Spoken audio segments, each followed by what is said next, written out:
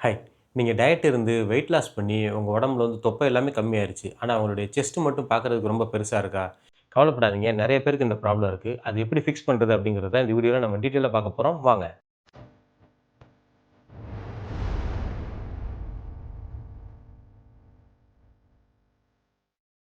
Hi. இன்னைக்கு வீடியோல ஜென்ஸுக்கு chest மட்டும் பெருசா இருக்கிறதுக்கான காரணம் என்ன? அதாவது நம்ம டீ ஷர்ட்லாம் போட்டோம்னா பார்த்தீங்கன்னா, லைட்டா செஸ்ட் மட்டும் ஒரு ஆக்வர்டா தெரியிற மாரி இருக்கும். ஸோ, அது பார்க்குறதுக்கே கொஞ்சம் சங்கடமா இருக்கும். ஸோ, அதுக்கான காரணம் என்ன? அது எப்படி ஃபிக்ஸ் பண்ணலாம் அப்படிங்கிறதுக்கான ஒரு 5 பிராக்டிகலான ஸ்டெப்ஸ தான் வந்து இந்த வீடியோல நம்ம டீட்டெயிலா பார்க்க போறோம். ஸோ, வீடியோக்கு போறதுக்கு முன்னாடி நம்மளோட யூடியூப் சேனல்ல ஒரு 21 days weight loss transformation videos வந்து நம்ம லான்ச் பண்ண போறோம். ஸோ, இந்த வீடியோஸ நீங்க 21 டேஸ்க்கு ப்ராப்பரா ஃபாலோ பண்ணீங்க அப்படின்னா, உங்க உடம்புல வெயிட் லாஸ் நடக்கிறது மட்டும் இல்லாம, உங்க பாடியில வந்து ப்ராப்பரான முறையில ஃபேட் லாஸ் நடக்கும். அதே மாதிரி நம்ம பாடியில வந்து மசில் மாஸும் இன்க்ரீஸ் ஆகும். உங்களோட கம்ப்ளீட் பாடியே வந்து ஒரு டோன்ட் அப் ஸ்ட்ரக்சரா, ஒரு ஒரு பில்டப்பா வந்து உங்களுக்கு தெரியறதுக்கு இந்த வெயிட் லாஸ் சேலஞ்ச் வந்து உங்களுக்கு ரொம்ப ஹெல்ப்ஃபுல்லா இருக்கும்.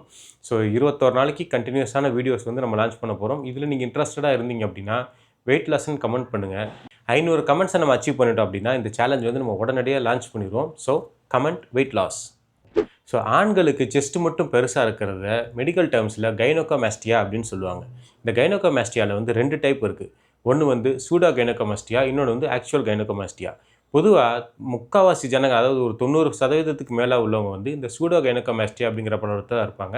ஸோ இந்த சூடோ கைனோகோமாஸ்டியா அப்படிங்கிறது என்னன்னா, இந்த 9 to 5 ஒர்க் பண்றோம் பார்த்தீங்களா? அதாவது முழுசா வந்து நம்ம பாடி ஆக்டிவா இல்லாம, ஒரே இடத்துல உட்காந்துக்கிட்டு செடென்டரியான லைஃப் ஸ்டைல் இருக்கக்கூடிய நெறைய பேருக்கு இருக்கக்கூடிய ப்ராப்ளம் தான் வந்து இந்த சூடோ கைனோகோமாஸ்டியா.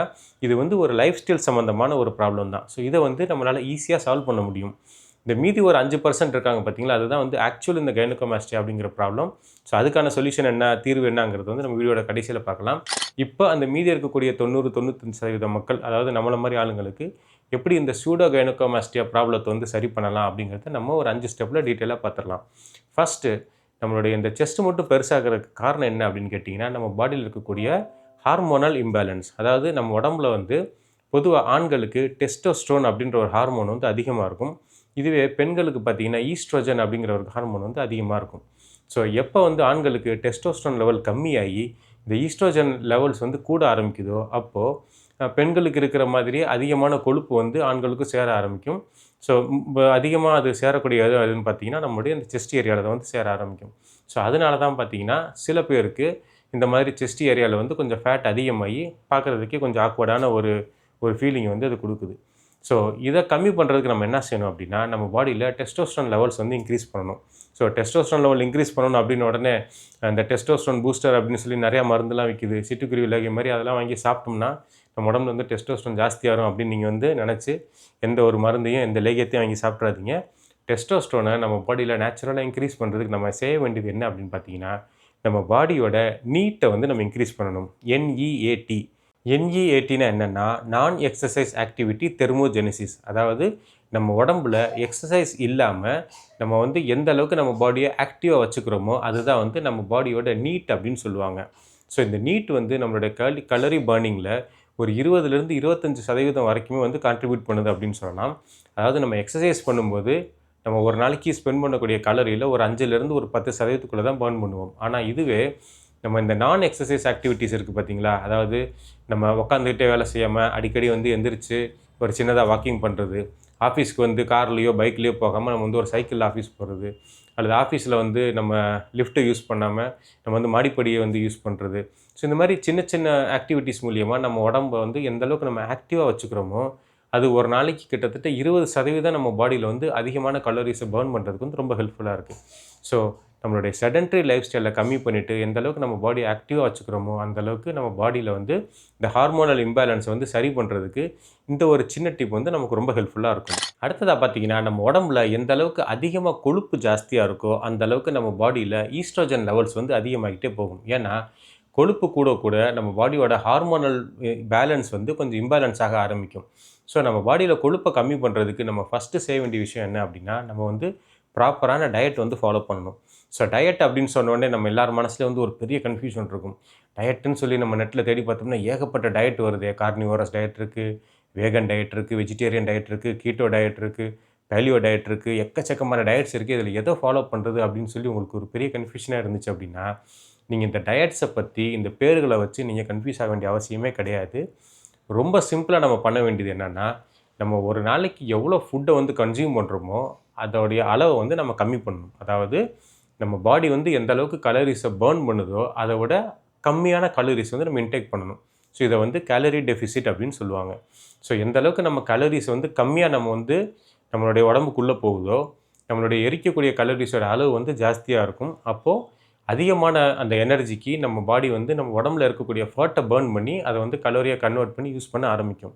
ஸோ நம்ம வந்து ஒரு கான்ஸ்டண்ட்டான கலோரி டெஃபிசிட்டை வந்து மெயின்டைன் பண்ணணும். ஸோ நிறைய பேர் என்ன செய்வாங்க, இதில் பண்ணக்கூடிய மிகப்பெரிய தப்பு என்னென்னா, சரி நான் வந்து இன்டேக் வந்து கம்மி பண்ணணும் அப்படின்னு சொல்லிட்டு ரொம்ப கம்மியான உணவு வந்து சாப்பிட ஆரம்பிப்பாங்க. அந்த மாதிரி பண்ணக்கூடாது.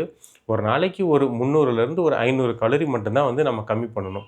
ஸோ இந்த மாதிரி ஒரு கிராஜுவலாக ஒரு கான்ஸ்டண்ட்டான கலோரி டெஃபிசிட்டை நம்ம மெயின்டைன் பண்ணால் தான் நம்ம பாடி வந்து ப்ராப்பராக ஃபேட் பர்னிங் ப்ராசஸ் வந்து எஃபிஷியண்ட்டாக வந்து கண்டக்ட் பண்ணும். ஸோ கலோரி டெஃபிசிட்டை வந்து மெயின்டைன் பண்ணுங்கள். ஏன்னா நம்ம ஓவராக ஸ்டார்விங் பண்ண ஆரம்பிச்சிட்டோம் அப்படின்னா ஒரு நாள் 2 நாள் 1 வாரம் வந்து நம்ம கண்ட்ரோலாக இருந்துடலாம். அதுக்கப்புறமா பார்த்தீங்கன்னா திடீர்னு ஏதாவது ஒரு சாப்பாட்டை பார்த்த உடனே அதிகப்படியாக போய் நம்ம வந்து பிஞ்ச் ஈட்டிங் பண்ண ஆரம்பிச்சிருவோம். ஸோ அந்த மாதிரி பண்ணால் நம்ம ஒரு வாரம் ஃபுல்லாக எவ்வளோ கண்ட்ரோல் பண்ணோமோ அதை விட அதிகமான உணவை வந்து நம்ம ஒரே நாளில் வந்து சாப்பிட ஆரம்பிச்சிருவோம். ஸோ ஏன்னா நம்மளுடைய இந்த அப்பிடைட் வந்து நம்மளால் கண்ட்ரோல் பண்ண முடியாத அளவுக்கு போயிடும். ஸோ அப்படி இல்லாமல் நம்ம வந்து ஒரு கான்ஸ்டண்ட்டான ஒரு கலோரி டெஃபிசிட்டை மெயின்டைன் பண்ணால் தான் நம்மளால் அது வந்து சஸ்டெயினான முறையில் நம்ம வந்து அதை கண்டினியூ பண்ண முடியும். ஸோ சஸ்டெயினபிள் கலோரி டெஃபிசிட் வந்து நம்மளுடைய பாடியில் ஃபேட் லாஸ் ப்ராசஸ் நடக்கிறதுக்கு ரொம்ப ரொம்ப அவசியம். ஸோ இந்த ஃபேட் லாஸ் அப்படின்னு பண்ணும்போது ஒரு பர்டிகுலர் இடத்துலேருந்து நம்ம பாடியில் ஃபேட்டில் வந்து குறைக்க முடியும் அப்படிங்கிறது ஒரு மித். அந்த மாதிரி பண்ண முடியாது. ஓவராலாக நம்ம பாடியில் வந்து எல்லா இடத்துலையுமே வந்து ஃபேட் லாஸ் வந்து ஈவனாக தான் நடக்க ஆரம்பிக்கும். ஸோ நம்ம செஸ்ட்டில் இருக்கக்கூடிய ஃபேட் குறையணும் அப்படின்னா நம்ம வந்து ஃபஸ்ட்டு கேலரி டெஃபிசிட்டை மெயின்டைன் பண்ணணும். ஸோ இப்படி பண்ணும்போது மற்ற இடங்களில் வந்து ஃபேட்டு கம்மியாகிற மாதிரியே நம்மளுடைய செஸ்ட்லேயும் வந்து ஃபேட்டு கம்மியாக ஆரம்பிக்கும். ஆனால் அதுக்கு கொஞ்சம் டைம் எடுக்கும். But good things always takes time. So கொஞ்சம் பொறுமையோடு அதுக்கு வந்து நீங்கள் காத்துக்கிட்டு இருங்க. ப்ளஸ் நம்மளுடைய உணவில் வந்து நம்ம ஒரு சின்னதாக ஒரு சேஞ்ச் பண்ண வேண்டியிருக்கும். அது என்னன்னு கேட்டிங்கன்னா, நம்மளுடைய சாப்பாட்டில் வந்து புரோட்டீனோடைய அளவை வந்து நம்ம அதிகப்படுத்தணும். அதாவது நமக்கு கிடைக்கக்கூடிய சாப்பாட்டில் ஒரு 35லேருந்து ஒரு 40% கலோரிஸ் வந்து நமக்கு புரோட்டீன் மூலியமாக கிடைக்கணும். இதோடு சேர்ந்து நம்மளுடைய உணவுகளில் வந்து நம்ம ஃபைபர் கண்டென்ட் வந்து இன்க்ரீஸ் பண்ணுறது ரொம்ப அவசியம். ஏன்னா இந்த புரோட்டீன் வந்து நம்ம பாடியில் கரெக்டான முறையில் டைஜஸ்ட் ஆகி நம்மளுடைய மசில்ஸ்க்கு போய் சேரணும் அப்படின்னா அதுக்கு ஃபைபர் ரொம்ப முக்கியம். ஃபைபர் இல்லாமல் வெறுமன புரோட்டீன் சாப்பிட்டோம் அப்படின்னா அது வந்து நம்ம பாடியால் அவ்வளோ ஈஸியாக வந்து அதை வந்து டைஜஸ்ட் பண்ண முடியாது. ஸோ புரோட்டீன் நம்ம நிறையா சாப்பிட்டோம் அதோடைய பலன்கள் வந்து நமக்கு கிடைக்காமையே போயிடும். ஸோ இந்த புரோட்டீன் சாப்பிட்றதுனால நமக்கு 2 பெனிஃபிட் இருக்குது. ஃபஸ்ட்டு என்ன அப்படின்னு கேட்டிங்கன்னா, புரோட்டீன் வந்து நம்மளை எப்போவுமே வந்து ஒரு ஃபுல்லான ஒரு ஃபீலிங்கே கொடுக்கும். உதாரணத்துக்கு நீங்கள் ஒரு 2-3 பாயில்டு எக் சாப்பிட்டீங்க அப்படின்னாலே ஒரு 3-4 மணி நேரத்துக்கு வந்து நமக்கு பசிக்காது பார்த்துருக்கீங்களா? காரணம் பாயில்டு எக்கில் வந்து புரோட்டீன் கண்டென்ட் நிறையா இருக்குது. ஸோ நம்ம புரோட்டீன் கண்டென்ட் நிறையா சாப்பிட்டோம் அப்படின்னாலே ஆட்டோமேட்டிக்காக நம்ம சாப்பிடக்கூடிய உணவோட அளவு வந்து கம்மியாக ஆரம்பிச்சிடும். ஸோ அதனாலேயே நம்மளால் வந்து கலோரி டெஃபிசிட்டை வந்து ரொம்ப ஈஸியாக வந்து மெயின்டைன் பண்ண முடியும். 2வது நம்ம எந்த அளவுக்கு அதிகமாக புரோட்டீன் சாப்பிட்றோமோ அந்த அளவுக்கு நம்ம பாடியில் இருக்கக்கூடிய மசில் மாஸ் வந்து இன்க்ரீஸ் ஆகும். அதாவது நம்ம உடம்புல சைஸ் பெருசாகுது அப்படிங்கிறத விட நம்ம பாடியில் எந்த அளவுக்கு மசில் ஜாஸ்தி ஆகுதோ அதுதான் வந்து ரொம்ப முக்கியம். ஏன்னா மசில் ஜாஸ்தியாச்சு அப்படின்னா இந்த மசிலை மெயின்டைன் பண்ணுறதுக்காகவே நம்ம பாடி வந்து அதிகமான கலோரிஸ் வந்து பர்ன் பண்ணும். இதை தான் வந்து நம்மளுடைய மெட்டபாலிசம் ரேட் அப்படின்னு சொல்லுவாங்க. ஸோ மெட்டபாலிசம் அதிகமாக இன்க்ரீஸ் ஆகும்போது இந்த எக்ஸ்ட்ரா கலோரிஸை பர்ன் பண்ணுறதுக்காக நம்ம உடம்பு வந்து ஏற்கனவே நம்ம உடம்புல தங்கி இருக்கக்கூடிய ஃபேட்டை எடுத்து அதை வந்து எனர்ஜியை யூஸ் பண்ண ஆரம்பிக்கும். ஸோ நம்ம பாடியில் வந்து ஃபேட் கண்டென்ட் வந்து கம்மியாக ஆரம்பிக்கும். அப்படி ஃபேட் கம்மியாச்சு அப்படின்னா நம்ம பாடியில் வந்து ஈஸ்ட்ரோஜன் செக்ரீஷன் வந்து கம்மியாக ஆரம்பிக்கும். ஸோ ஆட்டோமேட்டிக்காக நம்ம பாடியில் ஈஸ்ட்ரோஜன் லெவல்ஸ் குறையிறதுக்கு இந்த ஒரு சிம்பிளான டெக்னிக் வந்து உங்களுக்கு ரொம்ப ஹெல்ப்ஃபுல்லாக இருக்கும். 3வது நம்ம பண்ண வேண்டியது என்னன்னு கேட்டிங்கன்னா, நம்ம பாடியில் வந்து டெஸ்டோஸ்டெரோன் லெவல்ஸ் வந்து நம்ம இன்க்ரீஸ் பண்ணணும்னு சொன்னோம். ஸோ டெஸ்டோஸ்டெரோன் இன்க்ரீஸ் பண்ணுறதுக்கு நம்ம பண்ண வேண்டிய முக்கியமான விஷயம் என்னன்னு கேட்டிங்கன்னா, நம்ம வந்து ஸ்ட்ரெங்த் ட்ரைனிங் பண்ணணும். அதாவது எந்த அளவுக்கு அதிகமாக நம்ம வெயிட்டை லிஃப்ட் பண்ணி ஸ்ட்ரெங்த் ட்ரைனிங் பண்ணுறோமோ, அதாவது காம்பவுண்டான ஒர்க் அவுட்ஸ் நம்ம எந்த அளவுக்கு அதிகமாக பண்ணுறோமோ அந்த அளவுக்கு வந்து நம்ம பாடியில் டெஸ்டோஸ்டெரோன் லெவல்ஸ் வந்து இன்க்ரீஸ் ஆகும். ஸோ வாரத்துக்கு குறைஞ்சது ஒரு 3லேருந்து 4 நாளாவது நம்ம வெயிட்டை லிஃப்ட் பண்ணி வந்து ஸ்ட்ரெங்த் ட்ரைனிங் பண்ணணும். ஸோ நம்ம ஸ்ட்ரெங்த் ட்ரைனிங் பண்ணும்போது நம்மளுடைய செஸ்ட் மசில்ஸ்க்கு வந்து அதிகமான ஒர்க் அவுட்ஸ் பண்ணுறதை ஒரு வழக்கமாக வச்சுக்கோங்க. ஏன்னா நம்ம செஸ்ட் மசில்ஸை ஒர்க் அவுட் பண்ணுறதுனால செஸ்ட்டில் இருக்கக்கூடிய ஃபேட்டு கம்மியாகும் அப்படிங்கிறது ரீசன் கிடையாது. செஸ்ட் ஏரியாவில் வந்து அதிகமான மசில் டெவலப் ஆகும்போது நம்மளுடைய பாடியே வந்து ஒரு ப்ராடாக, அதாவது ஒரு என்ன சொல்கிறது, ஒரு கட்டுமஸ்தான ஒரு லுக் வந்து நமக்கு கிடைக்கும்.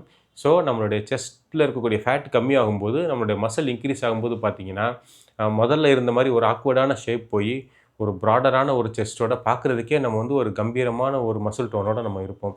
அதனால் செஸ்ட்டுக்கு அதிகமான ஒர்க் அவுட்ஸ் பண்ணணும். உதாரணத்துக்கு பெஞ்ச் ப்ரெஸ் பண்ணலாம், பார்பல் வச்சு பண்ணலாம். அதிலேயே வந்து டம்பிள்ஸ் வச்சு பெஞ்ச் ப்ரெஸ் பண்ணுறது ரொம்ப நல்லது. ஏன்னா டம்பிள்ஸ் பார்த்தீங்கன்னா, உங்களுக்கு இந்த அட்டக்டர் மசில்ஸ் எல்லாம் வந்து கொஞ்சம் ஜாஸ்தியா வந்து பண்ணுறதுக்கு இந்த டம்பிள் செஸ்ட் ப்ரெஸ் வந்து ரொம்ப யூஸ்ஃபுல்லா இருக்கும். நார்மலான செஸ்ட் ப்ரெஸ்ஸோட சேர்ந்து நம்ம இன்க்ளைன்ட் அண்ட் டிக்ளைன் வேரியேஷன்ஸும் பண்ணலாம். ஸோ பெஞ்ச் ப்ரெஸ்ஸோட சேர்ந்து அடுத்து நம்ம வந்து புஷ்அப்ஸ் வந்து நிறையா பண்ண ஆரம்பிக்கணும். புஷ்அப்ஸ்லேயே வந்து நார்மல் புஷ்அப்ஸ் பண்ணுறதோட இல்லாமல் புஷ்அப்ஸில் நிறைய வேரியேஷன்ஸ் இருக்குது. உதாரணத்துக்கு டைசன் புஷ்அப்ஸ் அப்படின்னு ஒரு புஷ்அப்ஸ் இருக்குது. ஸோ இந்த புஷ்அப் பண்ணும்போது பார்த்தீங்கன்னா, நம்மளுடைய Appar chest, middle chest, lower chest இது எல்லாத்தையுமே வந்து ஒரே ஒரு புஷ்அப் ஆக்ஷன்லேயே வந்து நம்மளால் வந்து கவர் பண்ண முடியும். இதோட சேர்ந்து இந்தியன் புஷ்அப்ஸ் அப்படின்னு ஒரு புஷ்அப்ஸ் இருக்குது. ஸோ அந்த புஷ்அப்ஸ்லேயே வந்து நிறைய வேரியேஷன்ஸ் இருக்குது. ஸோ இந்த மாதிரி புஷ்அப்ஸ்லேயே வந்து நிறைய வேரியேஷன்ஸ் நம்ம பண்ணும்போது, நம்ம பாடியில் வெறும் செஸ்ட் மசில்ஸை மட்டும் ஃபோக்கஸ் பண்ணாமல், செஸ்ட்டோட சேர்ந்து நம்மளுடைய ஷோல்டர்ஸ், ப்ளஸ் நம்மளுடைய ட்ரைசெப்ஸ், ப்ளஸ் நம்மளுடைய ஆப்ஸ் இந்த மாதிரி பல மசில்ஸை வந்து நம்மளால் ஃபோக்கஸ் பண்ண முடியும். ஸோ இப்படி காம்பவுண்டான ஒர்க் அவுட்ஸ் வந்து நம்ம நிறையா பண்ணும்போது, நம்ம பாடியில் ஏற்கனவே சொன்ன மாதிரி டெஸ்டோஸ்டெரான் லெவல் வந்து ஆட்டோமேட்டிக்காக இன்க்ரீஸ் ஆக ஆரம்பிக்கும். ஸோ வெறுமனே செஸ்ட்டுக்கு மட்டுமே ஒர்க் அவுட் பண்ணாமல், நம்ம உடம்புல இருக்க எல்லா மசில்ஸையும் வந்து நம்ம ஃபோக்கஸ் பண்ணி ஸ்ட்ரெங்த் ட்ரெய்னிங் பண்ணுறது ரொம்ப முக்கியம். ஸோ வாரத்துக்கு ஒரு 3லேருந்து 4 நாள் ஸ்ட்ரெங்த் ட்ரெய்னிங் பண்ணுறத ஒரு வழக்கமாக வச்சுக்கோங்க. அடுத்து 4வதா நம்ம பண்ண வேண்டிய முக்கியமான சேஞ்ச் என்னன்னு பார்த்தீங்கன்னா, நம்மளுடைய லைஃப் ஸ்டைல். அதாவது ஒரு நாளைக்கு நம்ம குறைஞ்சது ஒரு 8 மணி நேரம் தூக்கம் இருக்கிற மாரி பார்த்துக்கணும். ஏன்னா, நம்ம உடம்புல வந்து எந்த அளவுக்கு தூக்கம் கம்மியாகுதோ, அந்த அளவுக்கு நம்ம உடம்புல வந்து ஸ்ட்ரெஸ் ஹார்மோன்ஸ் வந்து இன்க்ரீஸ் ஆக ஆரம்பிக்கும். அதாவது கார்ட்டிசால் லெவல் வந்து இன்க்ரீஸ் ஆக ஆரம்பிக்கும். கார்ட்டிசால் இன்க்ரீஸ் ஆச்சு அப்படின்னாலே, நம்ம பாடி வந்து ஃபேட் பர்னிங் மோட்லேருந்து ஃபேட் ஸ்டோரேஜ் மோடுக்கு போக ஆரம்பிக்கும். ஸோ அதிகமான கொழுப்புகள வந்து சேர்த்து வைக்க ஆரம்பிக்கும். ஸோ கொழுப்பு நிறைய ஆச்சு அப்படின்னா ஈஸ்ட்ரோஜன் இன்க்ரீஸ் ஆகும். ஈஸ்ட்ரோஜன் இன்க்ரீஸ் ஆச்சு அப்படின்னாலே செஸ்ட் ஏரியாவில் வந்து அதிகப்படியான ஃபேட் வந்து ஆட்டோமேட்டிக்காக அக்குமுலேட் ஆரம்பிக்கும். ஸோ இது வந்து ஒரு விஷியஸ் சைக்கிள் அப்படின்னு சொல்லுவாங்க. ஸோ அப்படி இல்லாமல் ஒரு நாளைக்கு குறைஞ்சபட்சம் 8 மணி நேரம் தூங்குறத வந்து ஒரு வழக்கமாக வச்சுக்கோங்க. அந்த 8 மணி நேரம் தூக்கமும் சீக்கிரமாக தூங்கி சீக்கிரமாக எந்திரிக்கிற மாதிரி பார்த்துக்கோங்க. அடுத்து உங்களுடைய ஸ்ட்ரெஸ் லெவல்ஸ் வந்து எந்த அளவுக்கு கம்மியாக வச்சுக்கிறீங்களோ, அந்த அளவுக்கு வந்து பாடியில் ஃபேட் அக்குமுலேட் ஆகிறது வந்து நம்மளால் கம்மி பண்ண முடியும்.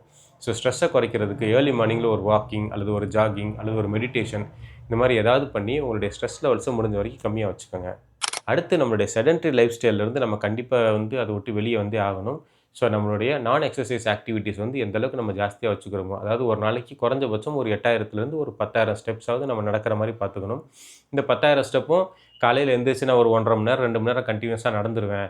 அதுக்கப்புறம் நான் நாள் பூரா உட்காந்துக்கிட்டே இருப்பேன் அப்படின்னா, அதனால நமக்கு வந்து பலன்கள் வந்து ரொம்ப கம்மி.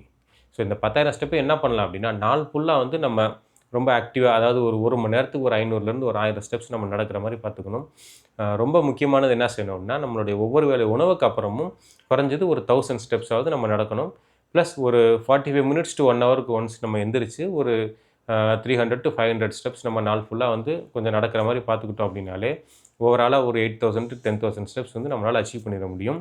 ரொம்ப ரொம்ப முக்கியமானது நம்மளோட லைஃப் ஸ்டைல் சேஞ்சில் பண்ண வேண்டியது என்னன்னு கேட்டிங்கன்னா, ஆல்கஹால் அண்ட் ஸ்மோக்கிங் இதை வந்து நம்ம கம்ப்ளீட்டாக அவாய்ட் பண்ணணும். ஏன்னா இந்த ஆல்கஹால் அண்ட் ஸ்மோக்கிங் இந்த 2 பழக்கமுமே நம்ம பாடியில் இருக்கக்கூடிய ஹார்மோன்ஸை வந்து ரொம்ப டிராஸ்டிக்காக வந்து சேஞ்ச் பண்ணக்கூடிய ஒரு என்ன சொல்கிறது நெகட்டிவாக இம்பேக்ட் பண்ணக்கூடிய ஒரு மிகப்பெரிய காரணியாக இருக்குது. ஸோ நம்மளுடைய செஸ்ட் ஃபேட் வந்து கம்மியாகணும் அப்படின்னா கண்டிப்பாக இந்த மாதிரி விஷயங்களை நம்ம அவாய்ட் பண்ண வேண்டியது ரொம்ப ரொம்ப முக்கியம். 5வது ரொம்ப முக்கியமான பாயிண்ட் என்ன அப்படின்னா, நம்ம பாடியில் வந்து இந்த சேஞ்சஸ் எல்லாம் நடக்கணும் அப்படின்னா குறைஞ்சது ஒரு 4லேருந்து ஒரு 6 மாதமாவது டைம் எடுக்கும். ஸோ நீங்கள் டெய்லி போய் கண்ணாடி முன்னாடி நின்று பார்த்துக்கிட்டு டைட்டான டிஷர்ட் போட்டுக்கிட்டு இன்னும் என் உடம்புல வந்து அந்த மாதிரி சேஞ்சஸ் வரலையே, இன்னமும் வந்து செஸ்ட்டெல்லாம் பெருசாக இருக்கே, பார்க்குறதுக்கு ஆக்வர்டாக இருக்கே அப்படின்ற மாதிரி நீங்கள் அந்த மாதிரி நினச்சிக்கிட்டே இருந்தீங்க அப்படின்னா ஆட்டோமேட்டிக்காக நம்மளுடைய ஸ்ட்ரெஸ் லெவல் தான் வந்து இன்க்ரீஸ் ஆக ஆரம்பிக்கும். ஸோ பொறுமையோடு இருங்க. ஒரு 4லேருந்து 6 மாதம் வந்து இந்த டிப்ஸ் எல்லாத்தையும் நீங்கள் ஃபாலோ பண்ணிங்கன்னா ஆட்டோமேட்டிக்காகவே உங்களுடைய செஸ்ட்டில் இருக்கக்கூடிய ஃபேட் வந்து கம்மியாகி உங்களுடைய மசில் டோல் எல்லாமே இன்க்ரீஸ் ஆகி நீங்கள் வந்து ஓவராலாக ஸ்லிம் ஆகிறதோட மட்டும் இல்லாமல் இந்த ஒர்க் அவுட்ஸ் பண்ணுறதுனால உங்களுடைய பாடியில் வந்து நிறையா மசில்ஸில் வந்து புதுசாக டெவலப் ஆகி உங்களுடைய செஸ்ட், ஷோல்டர், பைசிப்ஸ், ட்ரைசிப்ஸ் இதெல்லாமே இன்க்ரீஸ் ஆகி நீங்கள் பார்க்குறதுக்கே வந்து ரொம்ப ஒரு ஹேண்ட்ஸமாக ஃபிட்டாக வந்து தெரிய ஆரம்பிப்பீங்க. பட் அதுக்கு ஒரு 6 மாதமாவது டைம் எடுக்கும். ஸோ அந்தளவுக்கு டைமோட நீங்கள் பொறுமையாக பேஷன்ஸாக இருக்க வேண்டியது ரொம்ப ரொம்ப நல்லது. ஒருவேளை நீங்கள் 6 மாதம் இதெல்லாம் பண்ணியும் உங்கள் பாடியில் வந்து செஸ்ட்டோடைய ஃபேட் லெவல்ஸ் வந்து கம்மியாகலை அப்படின்னா, அப்போ வந்து நீங்கள் ஒரு ஸ்பெஷலிஸ்ட் டாக்டரை வந்து கன்சல்ட் பண்ணுறது முக்கியம். ஏன்னா உண்மையிலேயே உங்கள் பாடியில் வந்து ஹார்மோனல் இம்பேலன்ஸ் வந்து ரொம்ப அதிகமாக இருக்கா, அல்லது வந்து அந்த இடத்துல ஃபேட்டுக்கு பதிலாக வேறு ஏதாவது வந்து டிஷ்யூஸ் வந்து டெவலப் ஆயிருக்கா அப்படிங்கிறத டாக்டர்ஸ் வந்து கரெக்டான முறையில் எக்ஸாமின் பண்ணி அதுக்கு என்ன ட்ரீட்மெண்ட் பண்ணணுமோ அதை வந்து அவங்க டிசைட் பண்ணுவாங்க. பட் நீங்கள் ஒரு 6 மாதம் பொறுமையோட காத்திருந்து இது நடக்கல அப்படின்னா கண்டிப்பாக வந்து நீங்கள் ஒரு டாக்டரை செக் பண்ணி பாருங்கள். ஸோ இந்த வீடியோவில் நம்ம டிஸ்கஸ் பண்ண கண்டென்ட்ஸ் உங்களுக்கு ரொம்ப யூஸ்ஃபுல்லாக பயனுள்ளதாக இருக்கும் அப்படின்னு நான் நம்புறேன். வீடியோ பிடிச்சிருந்துச்சுன்னா லைக் பண்ணுங்கள். கைனோகோமாஸ்டியா ப்ராப்ளத்தால் பாதிக்கப்பட்டிருக்கக்கூடிய உங்களுடைய ஃப்ரெண்ட்ஸ் அண்ட் ஃபேமிலி மெம்பர்ஸ்க்கு மறக்காமல் இந்த வீடியோவை ஷேர் பண்ணுங்கள். வெயிட் லாஸ் சேலஞ்சில் நீங்கள் பார்ட்டிசிபேட் பண்ணணும் அப்படின்னா மறக்காமல் வெயிட் லாஸ் அப்படின்னு கமெண்ட் பண்ணுங்கள். அடுத்து ஒரு இன்ட்ரெஸ்டிங்கான இன்ஃபர்மேட்டிவான வீடியோவில் நான் உங்களை மீட் பண்ணுறேன். பாய்.